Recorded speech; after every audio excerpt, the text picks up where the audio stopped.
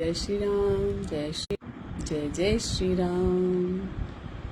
Net महाराज गुस्से में तो ये आते रहिए। थोड़ी देर ओम करने जा रहे हैं, अभी तो सपोर्ट करो। यही तो तुम्हारा सबसे अच्छा टाइम है ना। भगवान का नाम जब मिले तब तो कोई चीज बंद नहीं होती। भगवान जी की असीम असीम असीम कृपा बरसती रहती है। तो चलिए शुरू करते हैं। ओम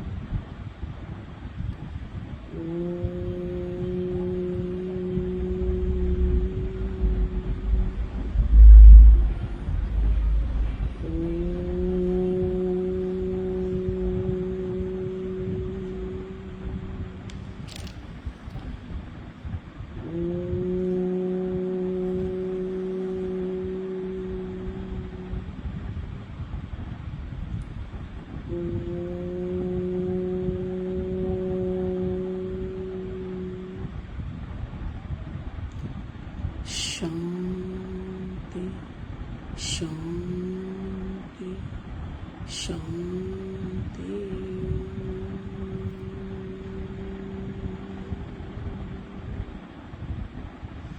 शुक्राना प्रभु, शुक्राना प्रभु, शुक्राना प्रभु, शुक्राना प्रभु, शुक्राना प्रभु, शुक्राना प्रभु, शुक्राना प्रभु, शुक्राना प्रभु, शुक्राना प्रभु, शुक्राना प्रभु, शुक्राना प्रभु। शुक्रिया शुक्रिया शुक्रिया। धन्यवाद धन्यवाद धन्यवाद। Thank you thank you thank you thank you so much. जय जय श्री राम। हाँ जी, संडे मना रहे हैं, इसलिए किसी को आने की फुर्सत नहीं है।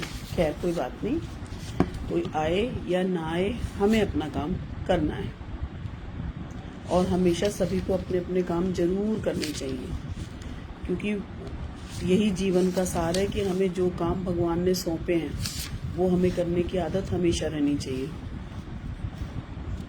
है ना।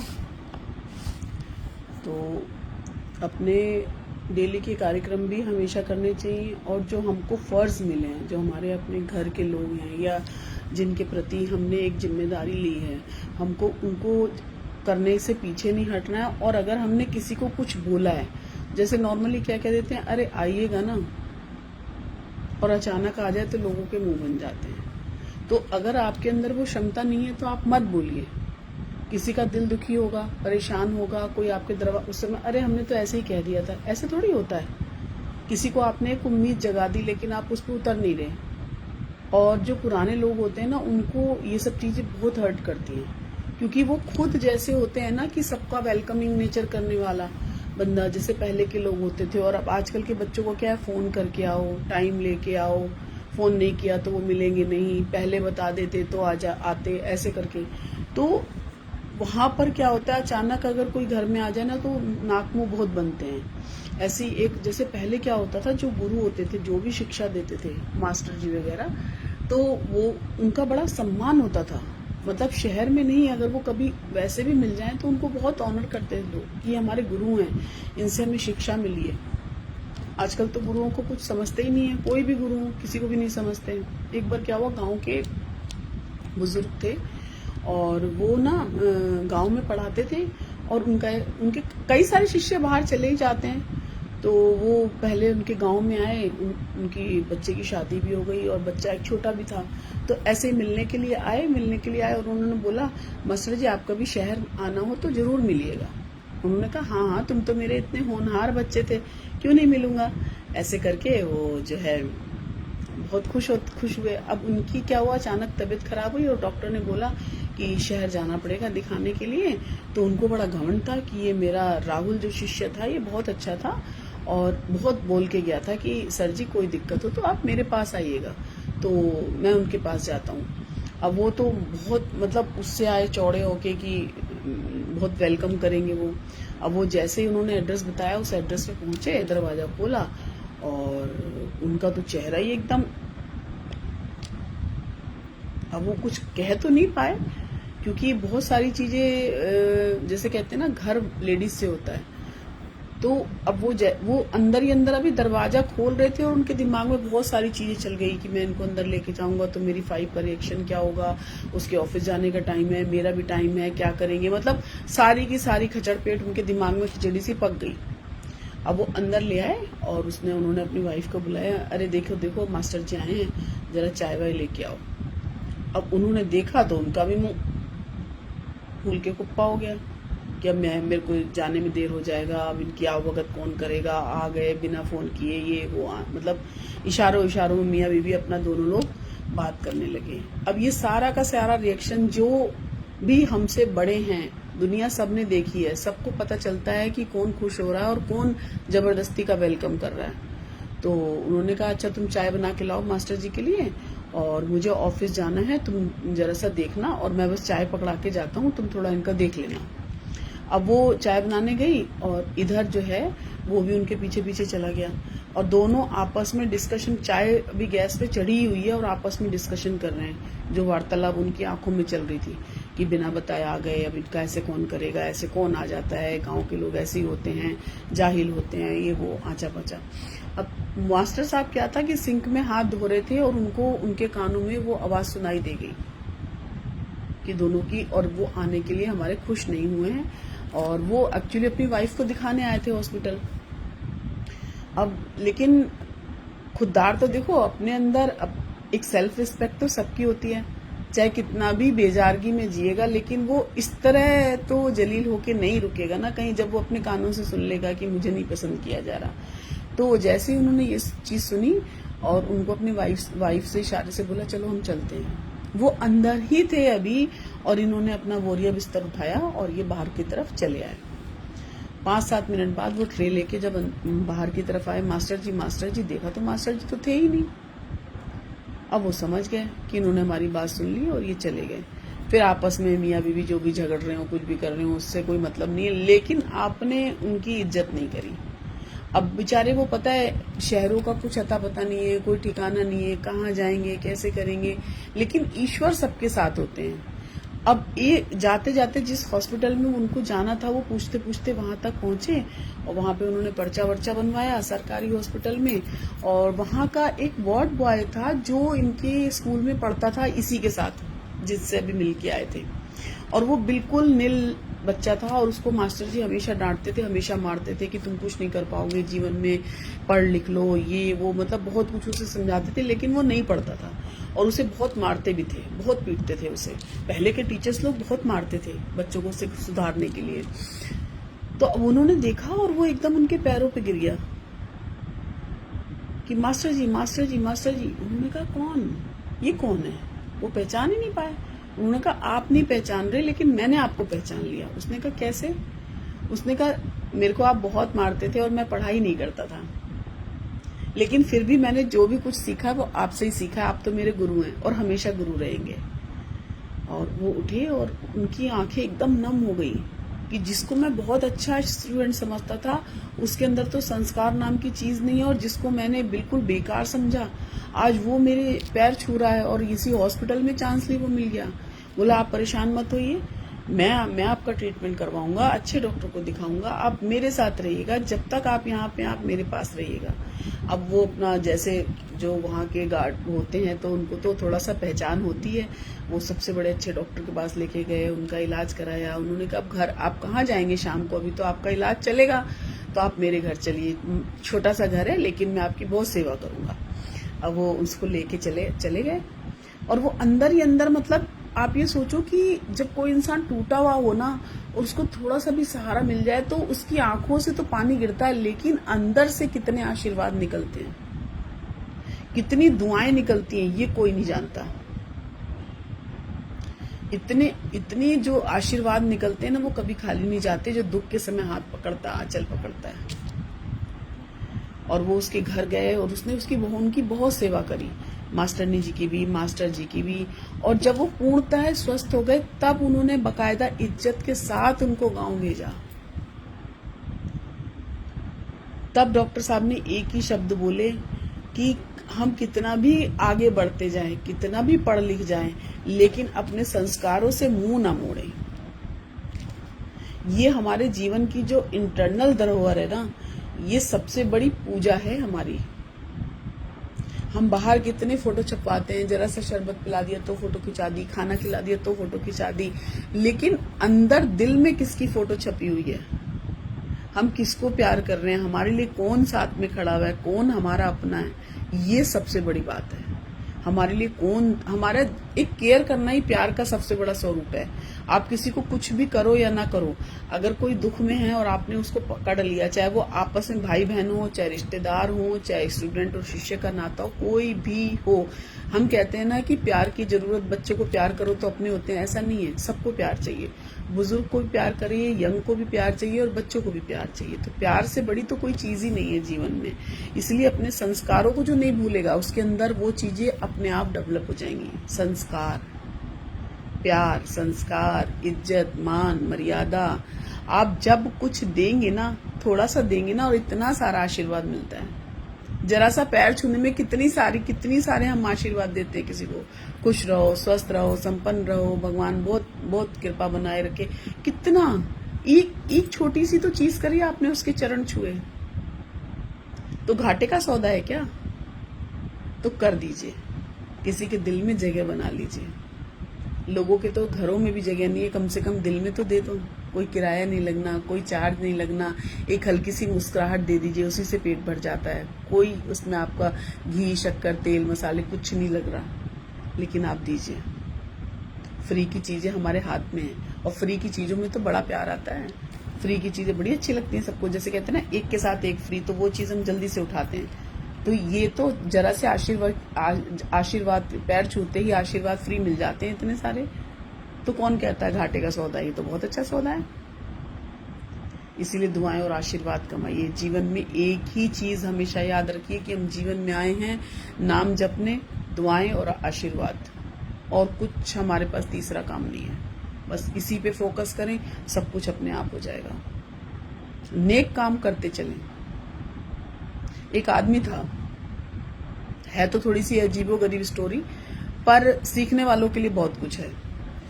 तो वहां का जो राजा था ना, जैसे पहले के लोग, पहले राजा बड़े अच्छे होते थे, वो रात को भेष बदल के जाते थे कि उनके राज्य में क्या चल रहा है। वो देखते थे नॉर्मल इंसान बनकर हिटलरगिरी नहीं करते थे, वो खुद जाके देखते थे। तो क्या हुआ कि वहां गए तो वहां पर बहुत भीड़ लगी हुई थी, तो उनको लगा पता नहीं क्या हो रहा है यहाँ पे, क्या है। देखा तो वहां पे किसी की डेड बॉडी पड़ी हुई थी और कोई उसको छू नहीं रहा था।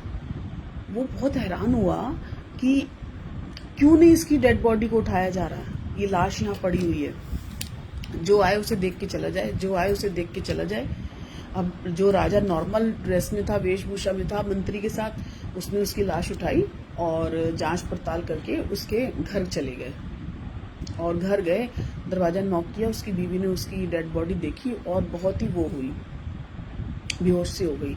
जब उसे होश आया तब उसने, वो तो भेष बदल के था, तो उसने बोला कि ये कौन है, और इसकी लाश उठाने के लिए कोई तैयार नहीं था। ऐसा क्या, ऐसे इसने कौन से कर्म किए थे, कौन सा क्या काम करता था जो इसको कोई देखना पसंद नहीं करता था। तब उसको होश आया, उसने बोला नहीं, ये तो बहुत अच्छे इंसान थे, एक भी अवगुण नहीं था, ये तो अवगुणों को हटाने की कोशिश करते थे। तो उसने कहा कैसे? उसने कहा जब जो लोग दारू पीते थे वो मार्केट से जाके अपने पैसों से खूब ढेर सारी दारू लाके नाली में बहा देता था ताकि लोग ना पी सकें, अच्छे मार्ग की तरफ चलें। और जो वैश्यावृत्ति की लेडीज होती थी उनको ले जाके रात भर का पैसा उनके पास दे देता था, कहता था आज आप दरवाजा बंद करके सो जाओ, आप अपने शरीर का सौदा मत करो।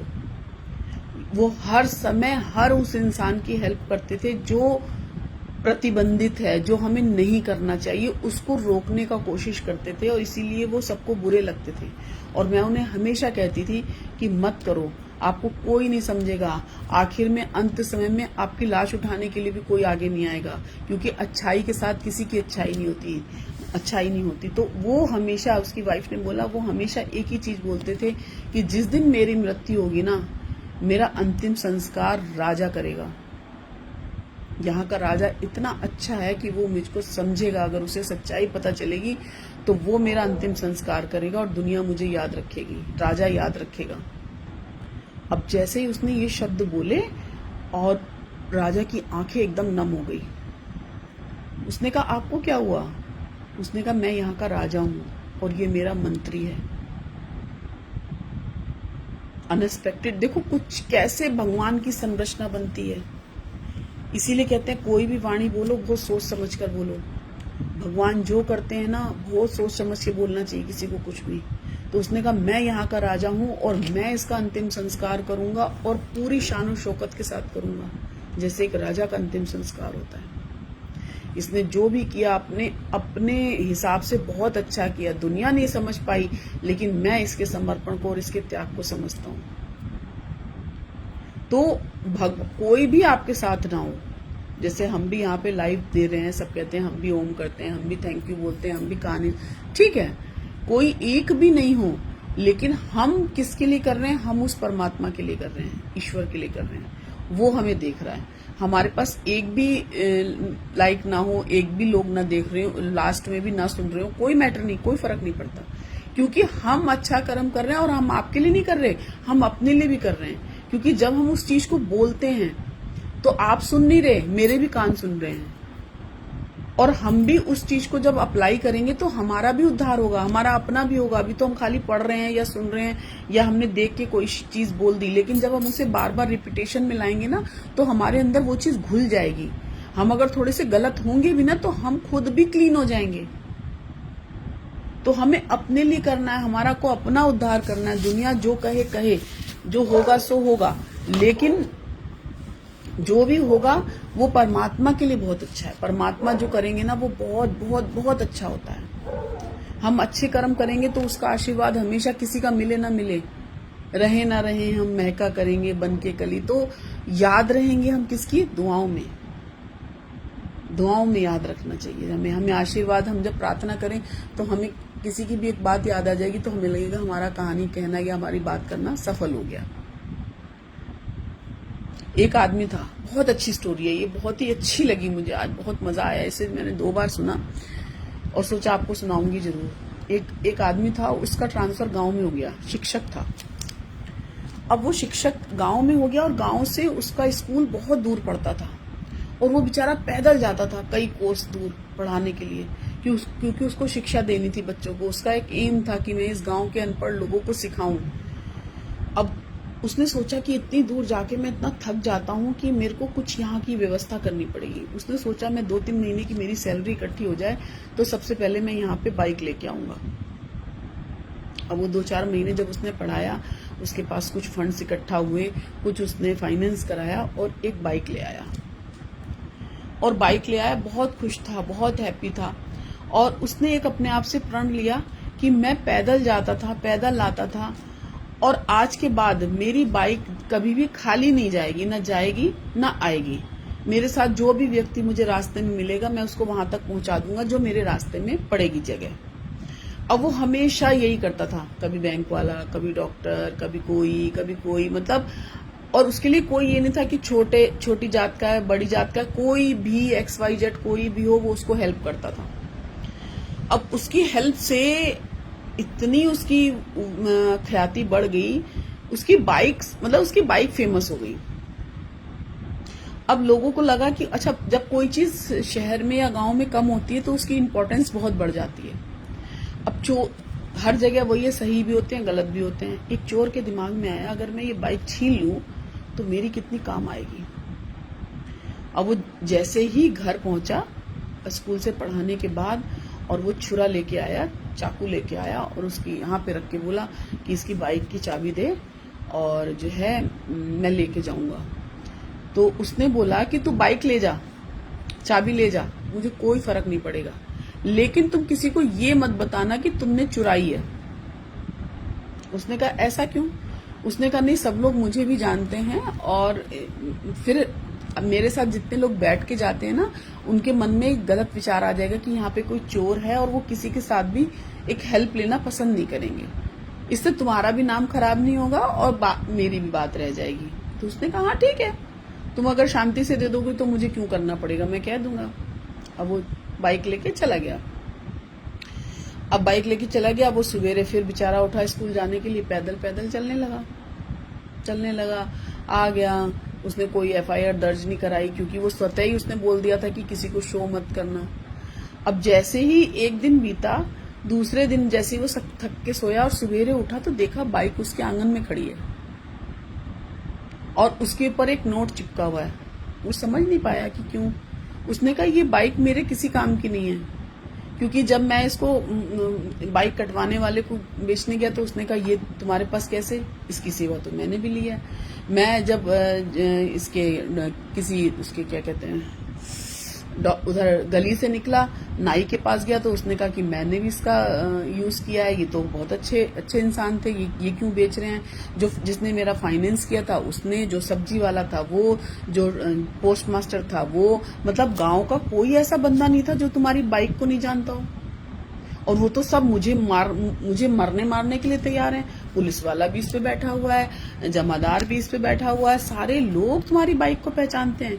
तो मुझे माफ करो, मेरे लिए ये बाइक किसी काम की नहीं है, क्योंकि ये तो तुम्हारी धरोहर है। मैं तो इसको बाद में यूज करूंगा, लोग मुझे मार देंगे। तो इसको कहते हैं करनी का फल। लेनी एक ना देनी दो। देखो सब भलाई कितनी काम आती है कि जब आप किसी के लिए खड़े होंगे ना तो 4 लोग आपके लिए भी खड़े होंगे। कदम तो आप बढ़ाइए, कदम बढ़ाएंगे तभी आगे आएगा कोई। आप अच्छे कर्म करिए, एक बीज बोएंगे तो बहुत सारे फल मिलेंगे। उसी तरह अच्छे कर्म करेंगे तो सबकी दुआएं और आशीर्वाद भी बहुत सारी मिलेंगी, ढेर सारी मिलेंगी। एक बड़ी अच्छी छोटी सी ना एक स्टोरी है, अच्छी है, बहुत ही सुंदर है और सब लेडीज को समर्पित है। और इसका नाम है, शीर्षक है स्त्री की सुगंध। स्त्री, जब भगवान ने स्त्री की रचना की तो उस शुक्रवार को वो देर तक काम करते रहे। तब एक देवदूत ने पूछा इतना समय क्यों लग रहा है? भगवान बोले इसे गढ़ने के लिए मुझे कितनी सारी शर्तें पूरी करनी पड़ती हैं। देखा तुमने, उसे हर परिस्थिति में काम करना आना चाहिए। वो एक साथ कई बच्चों की देखभाल कर सके, उसकी एक झप्पी घुटने के घाव से लेकर टूटे हुए दिल को ठीक कर दे, और ये सब उसे सिर्फ 2 हाथों से करना है। बीमार होने पर वो खुद को संभालती है और दिन में 18 घंटे काम करती है। देवदूत हैरान हो गया, सिर्फ 2 हाथ?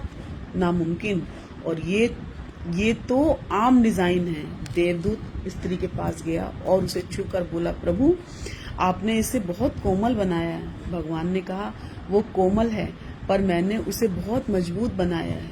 वो कितना सह सकती है और कितनी मुश्किलों को पार कर सकती है, तुम सोच नहीं सकते।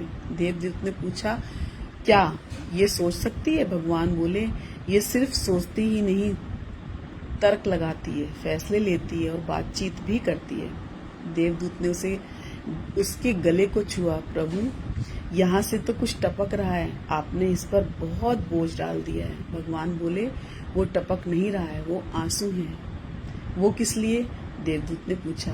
भगवान ने कहा, आंसू उसके दुख, शंका, प्रेम, अकेलापन, दर्द और गर्व जताने का तरीका है। ये सुनकर देवदूत बहुत प्रभावित हुआ। प्रभु, आप सचमुच अद्भुत हैं, आपने हर चीज का ख्याल रखा है। वो सच में एक विलक्षण स्त्री है। भगवान बोले, हाँ वो है, उसमें पुरुष को चकित कर देने की ताकत है। वो संकटों का सामना कर सकती है और भारी जिम्मेदारियां भी उठा सकती है। उसके पास खुशी, प्रेम और राय होती है। चिल्लाने का मन होने पर भी वो मुस्कुराती है, रोने का मन होने पर भी वो गाती है, खुशी में रोती है और डर लगने पर भी हंसती है। जिस बात पर उसे यकीन है उसके लिए लड़ती है। उसका प्रेम निस्वार्थ होता है।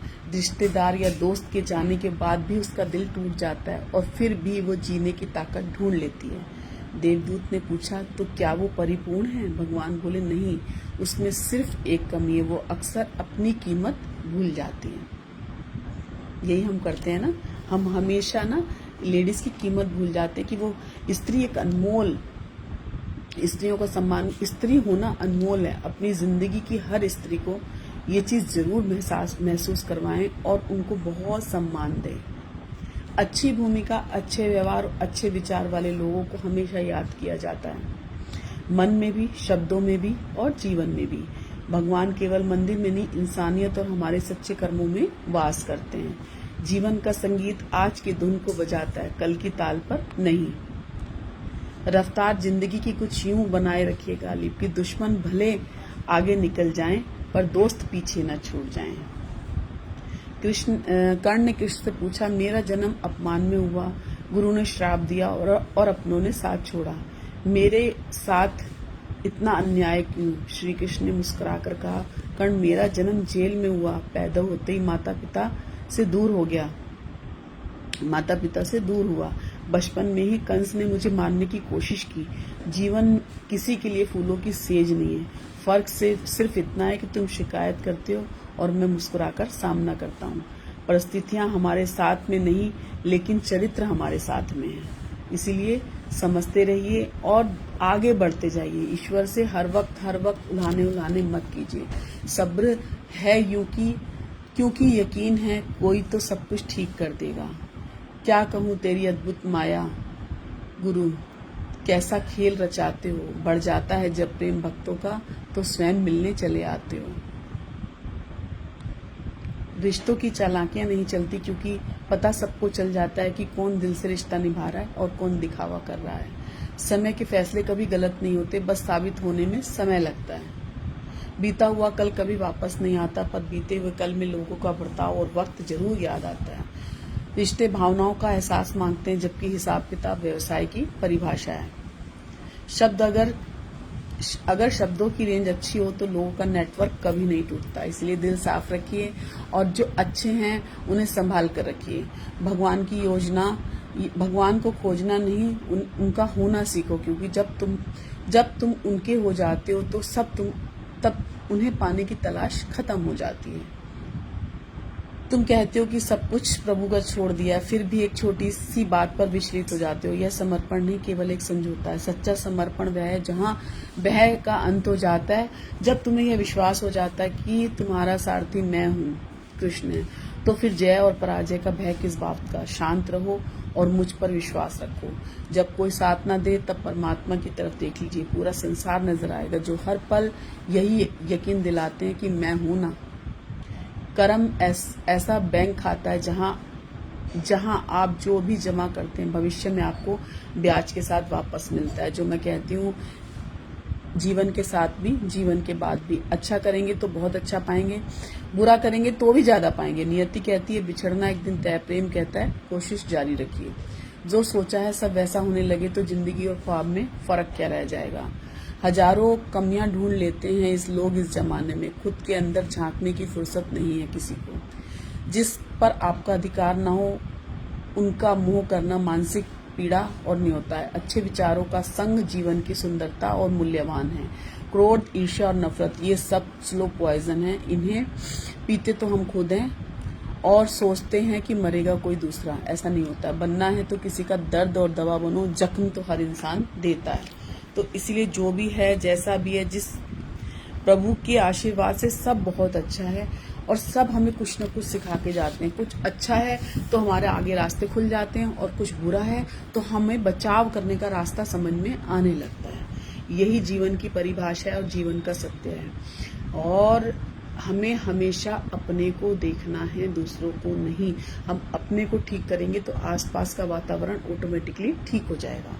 इसी के साथ सभी खुश हो, स्वस्थ हो, संपन्न हो, आनंद में हो और बहुत ढेर सारी शांति सब पे बरसती रहे। ईश्वर का असीम कृपा हमेशा बनी रहे। जय श्री राम, जय श्री राम, जय जय Shri Ram. Thank you, thank you, thank you so much.